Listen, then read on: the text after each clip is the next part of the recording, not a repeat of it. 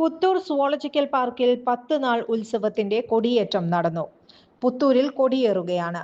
Zoological പാർക്കിന്റെ ഉദ്ഘാടനം ഉത്സവാന്തരീക്ഷത്തിൽ തന്നെയാണ് നാടും നാട്ടുകാരും ഏറ്റെടുത്തിരിക്കുന്നത്.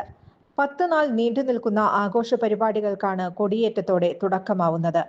രാവിലെ 9 മണിക്ക് പാർക്കിൽ സംഘാടക സമിതി ഓഫീസിനു മുന്നിൽ റവന്യൂ വകുപ്പ് മന്ത്രി കെ രാജൻ കൊടി ഉയർത്തി. ജില്ലാ കളക്ടർ അർജുൻ പാണ്ഡ്യൻ, ജില്ലാ പോലീസ് മേധാവി Nakulraj Deshmukh, Ollur CI Vimod, Puthur panchayat president mini Unnikrishnan, Panancheri panchayat president PP Raveendran, Ollukkara block president KR Ravi തുടങ്ങിയ ബ്ലോക്ക് പഞ്ചായത്ത് ജനപ്രതിനിധികളും പൗരപ്രമുഖരായവരും കൊടിയേറ്റത്തിൽ സന്നിഹിതരായി.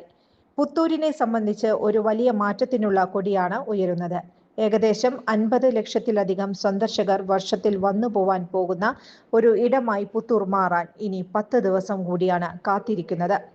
കൊടിയേറ്റത്തിന് ശേഷം രാവിലെ 9:30 ഒല്ലൂർ മണ്ഡലത്തിലെ വിവിധ ആദിവാസി ഊരുകളിലെ കുട്ടികൾ സുവോളജിക്കൽ പാർക്ക് സന്ദർശിക്കാൻ എത്തിച്ചേർന്നു.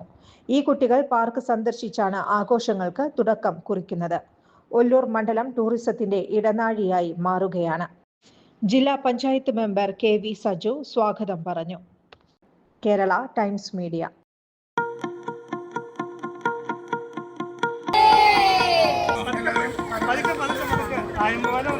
ടീച്ചർ